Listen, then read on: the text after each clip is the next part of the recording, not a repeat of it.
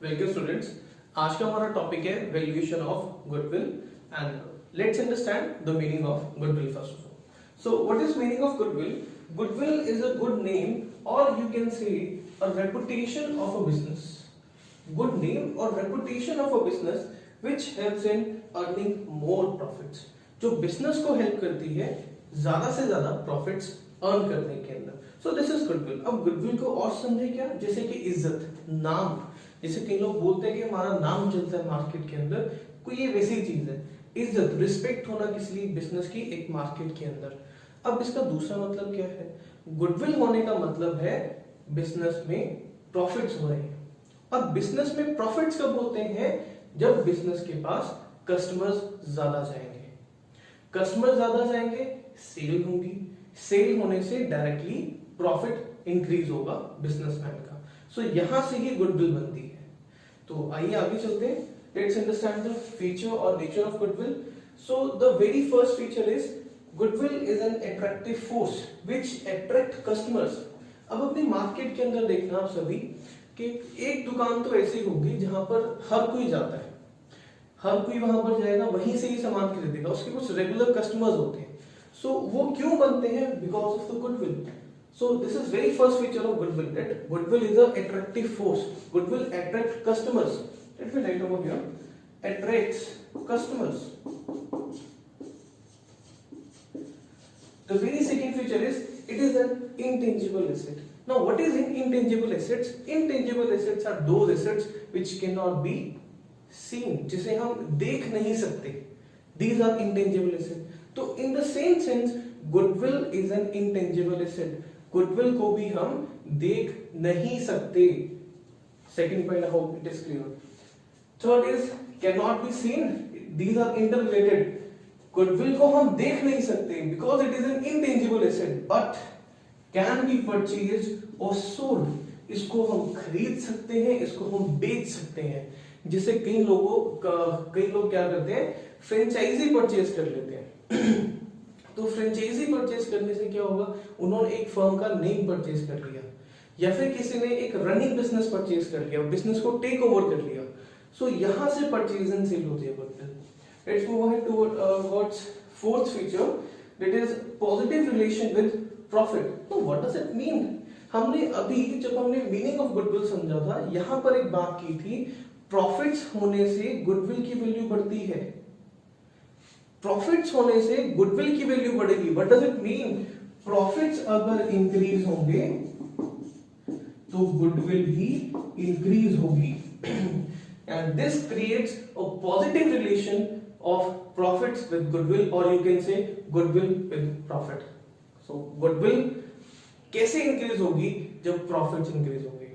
Profits बढ़ेंगे, goodwill अपने आप इंक्रीज हो जाएगी। इसका एक और रीजन क्या है? बिकॉज गुडविल की वैल्यू हम निकालते ही प्रॉफिट्स को यूज कर हैं। वो हम करेंगे आने वाली वीडियोस के अंदर, जहां पर methods for calculation for the valuation of goodwill हम करने वाले हैं। वहां पर यू विल अंडरस्टैंड कि हम जब गुडविल की वैल्यू निकालेंगे वो हम प्रॉफिट्स को यूज कर निकालने वाले हैं। सो वहां से भी you can say there is a positive relation. अब अगर प्रॉफिट ज्यादा होंगे तो गुडविल की वैल्यू ज्यादा आएगी, प्रॉफिट्स कम होंगे तो गुडविल की वैल्यू कम आएगी। This is so simple. Let's move ahead. So let's add one more feature here. Fifth is it is subjective. It is subjective to the you can write here its value. Its value is subjective to the valuer. Its value is subjective to the valuer. Now who is a valuer? Valuer is a person who finds out the value of goodwill. अब line क्या है, एक बार दोबारा से पढ़ लेते हैं। Its value is subjective to the valuer. Goodwill की जो वैल्यू है वो डिपेंड करती है वैल्यूअर के ऊपर। Now who is valuer? Valuer is a person who finds out the value of goodwill. Likewise you can say accountant, you can say chartered accountant. So these are the persons who find out the value of goodwill. सो इसका फिर से मतलब क्या हुआ भाई? बोल तो रहे हैं its value subjective to the valuer. क्या मतलब है इसका? इसकी जो वैल्यू है वो डिपेंड करती है वैल्यूअर कौन सा मेथड यूज करता है। To find out the value of goodwill. I repeat, goodwill की वैल्यू डिपेंड करती है वैल्यूअर कौन सा मेथड यूज करता है to find out the goodwill. There are 3 methods और तीनों मेथड से गुडविल की वैल्यू अलग आती है। It means this. So I hope कि आपको फीचर्स ऑफ गुडविल क्लियर है। Now let's move ahead towards our next topic, that is classification of goodwill. Now goodwill is classified in 2 parts. Number 1 is purchased goodwill and the second is self-generated goodwill. Now let's understand the meaning of these two. Now what is self-generated goodwill? ये वो goodwill है जो हमने खुद earn की है, जो हमने खुद अर्न की है और इसके लिए हमने किसी को कोई पैसा नहीं दिया। हमारे खून पसीने की मेहनत लगती है इसके अंदर। हमने पैसा नहीं दिया, हमने अपने एफर्ट से ये गुडविल बनाई है। So what is self-generated goodwill? It is generated through efforts. ये एफर्ट से गुडविल बनती है। And what is purchase goodwill? Purchase का मतलब क्या हुआ? खरीदी हुई। So it is purchased, it is purchased bye paying, इसे हमने खरीदा बाय पेइंग कंसिडरेशन। कंसिडरेशन को हम क्या बोलेंगे? पैसा। कोई पैसा दिया और इसको खरीद लिया। जैसे अभी नॉर्मल लाइफ के अंदर होता है, लोग क्या करते हैं, किसी का रनिंग बिजनेस ही परचेज कर लिया तो उसके जो कस्टमर्स हैं वो तो लिंक नहीं कि उसके साथ ही बिजनेस के साथ। ये है परचेज गुडविल का मतलब। Now the very important point here is self generated goodwill is not recorded in books. इसको हम कभी भी बुक्स में रिकॉर्ड नहीं करते। और what is the reason of it? The reason of it is that money is not paid for self-generated goodwill. इसके लिए हमने पैसा नहीं दिया, हमने एफर्ट जरूर लगाए हैं, एफर्ट जरूर लगाए हैं, पैसा नहीं दिया। और अकाउंटिंग क्या कहती है? अकाउंटिंग बोलती है पैसा जहां पर भी होगा हम सिर्फ उसी को ही रिकॉर्ड करेंगे।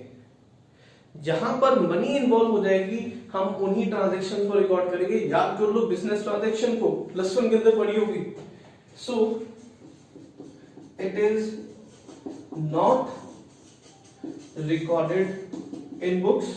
हम इसको कभी भी बुक्स में रिकॉर्ड नहीं करते। रीजन क्या है? Because money is not paid.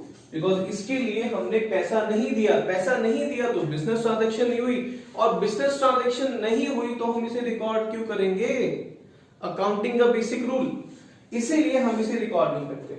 तो परचेज गुडविल के लिए अभी बोला पैसा दिया तो हम इसको रिकॉर्ड करेंगे। It is second point of this is it is recorded in books.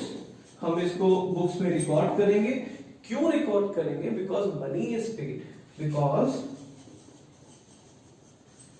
Money is paid for this. इसके लिए हमने पैसा दिया है, और पैसा दिया है तो बिजनेस ट्रांजैक्शन होगी। बिजनेस ट्रांजैक्शन होगी तो हम उसे बिजनेस में रिकॉर्ड करने वाले हैं, बुक्स में उसे रिकॉर्ड करने वाले हैं। इसके लिए पैसा नहीं दिया था, एफर्ट दिए थे। पैसा नहीं दिया और हमने सिर्फ पैसे को देखना है अकाउंटिंग करते समय। पैसा नहीं दिया तो हम इसे रिकॉर्ड नहीं करने वाले। सो this is the classification of goodwill. Number 1 is purchase goodwill, second is self-generated goodwill. Now I hope that the classification of goodwill is clear to you. Next topic is factors affecting goodwill. Now what are the factors which affect the value of goodwill? Now let's understand. The very first is locational factor. Now locational factor का मतलब क्या है? Business किस location पर है? Business अगर तो prime location पर है। Now what is the meaning of prime location? जहां पर सभी जाते हैं। जैसे हमारे लिए एक कॉमन मार्केट होती है, जिस भी एरिया में आप लोग रह रहे होंगे वहां पर एक कॉमन मार्केट होती है जहां पर हर कोई जाता है। सो अगर तो ऐसी जगह पर बिजनेस है तो वहां पर कस्टमर ज्यादा होंगे, कस्टमर ज्यादा होंगे तो सेल ज्यादा होगी, सेल ज्यादा होगी तो प्रॉफिट्स बढ़ेंगे, प्रॉफिट्स इंक्रीज होंगे तो गुडविल ऑटोमेटिकली इंक्रीज हो जाएगी। जैसा कि हमने फीचर्स के अंदर समझा था, there is a positive relation between profits and goodwill. तो प्रॉफिट्स बढ़ेंगे। प्रॉफिट्स कैसे बढ़ सकते हैं? जब हमारे पास कस्टमर ज्यादा होंगे। कस्टमर ज्यादा कैसे हो सकते हैं? जब हमारा बिजनेस एक अच्छी लोकेशन पर होगा। तो the very first point is location factor. Prime location पर है तो प्रॉफिट्स क्या होंगे, इंक्रीज करेंगे। तो प्रॉफिट्स इंक्रीज होने से जो गुडविल की वैल्यू है, due to which goodwill is going to increase, goodwill बढ़ जाएगी। And vice versa, location prime location नहीं है, एक कोई बैकवर्ड एरिया के अंदर आपने जाकर दुकान खोल ली तो वहां पर कस्टमर्स ही नहीं है, कस्टमर्स नहीं है तो सेल नहीं होगी, सेल नहीं है तो प्रॉफिट्स नहीं होंगे, प्रॉफिट्स नहीं है तो गुडविल भी नहीं होगी। So simple. So let's move ahead towards next point of factors affecting goodwill. The next point is trend of profits. Now trend of profit का मतलब क्या है, आपने चेक क्या करना है, प्रॉफिट्स क्या हर साल इंक्रीज हो रहे हैं। फॉर एग्जांपल 2012 के अंदर जो प्रॉफिट था आपका वो 10,000 का था, 13 के अंदर जो प्रॉफिट था वो था 12,000 का, 14 के अंदर जो प्रॉफिट था वो था 16,000 का। ये क्या हो रहा है, प्रॉफिट्स इंक्रीज हो रहे हैं। तो प्रॉफिट्स इंक्रीज होंगे तो गुडविल इंक्रीज होगी। नाउ ये क्या है, this is the trend of profit, profit is increasing. So profit अगर इंक्रीज होगा तो गुडविल की वैल्यू इंक्रीज होगी। प्रॉफिट्स डिक्रीज होंगे एवरी ईयर या फिर फ्लक्चुएट करेंगे। फ्लक्चुएट मींस एक ईयर के अंदर हमें 10,000 का प्रॉफिट हो गया, फिर हमें 8,000 का प्रॉफिट हो गया, फिर हमें 14,000 का प्रॉफिट हो गया। अगर ऐसी फ्लक्चुएशन होगी तो गुडविल की वैल्यू भी फ्लक्चुएट करेगी। I hope this point is also clear. Next is efficiency of management. Now what does mean by the efficiency of management? Now जो बिजनेस के वर्कर्स हैं, जो मैनेजमेंट है, वो कैसे कस्टमर्स के साथ डील करती है, वो कस्टमर्स के साथ कैसे डील करती है, वो कस्टमर्स को कैसे उनकी प्रॉब्लम्स को सॉल्व करता है business. This is efficiency of management. तो अगर तो बिजनेस की एफिशिएंसी अच्छी होगी, एफिशिएंसी गुड, या फिर यू कैन से एफिशिएंसी इज बेटर, तो एफिशिएंसी बेटर होने से गुडविल की वैल्यू भी इंक्रीज होगी।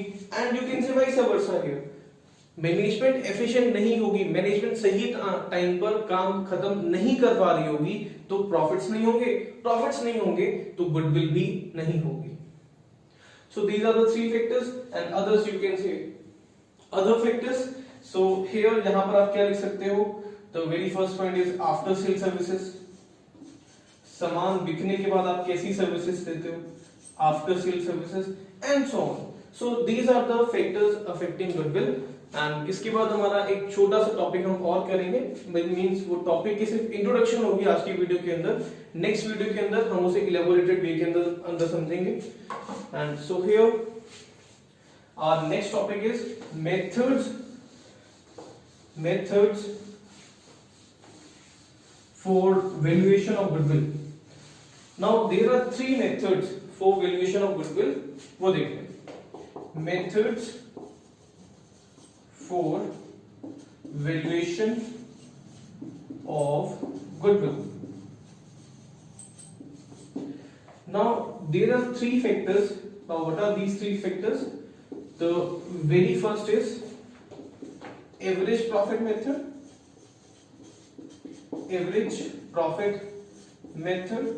and the second is super profit method,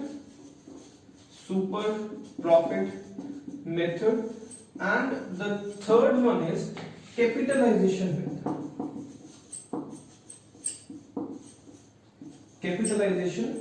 method. Now ये जो फर्स्ट मेथड है एवरेज प्रॉफिट मेथड, ये भी फर्दर दो पार्ट्स के अंदर क्लासिफाई होता है। तो very one is simple average profit method and second is weighted average profit method. So this is second. Super profit method की कोई फर्दर क्लासिफिकेशन नहीं है, but we have further two classification for capitalisation method. Now what are these? Number one is capitalization of average profit, and number two is capitalization of super profit. Number two is capitalization of super profit. Now these are the methods for valuation of goodwill. ये methods कर लिए, ये chapter खत्म। अच्छा एक और चीज मैं एडिशनली आपको बता देता हूँ, ये मेथड करने की आपको आवश्यकता नहीं है, सो आप लोग इस मेथड को इग्नोर कर सकते हो। सो नेक्स्ट वीडियो के अंदर हम स्टार्ट करेंगे from simple average profit method से। So thank you for watching the video. Thank you so much, and please don't forget to subscribe our channel and do comment, give us reviews regarding our videos, regarding the voice quality, regarding the video quality. Do give us reviews of this. Thank you so much. Thank you.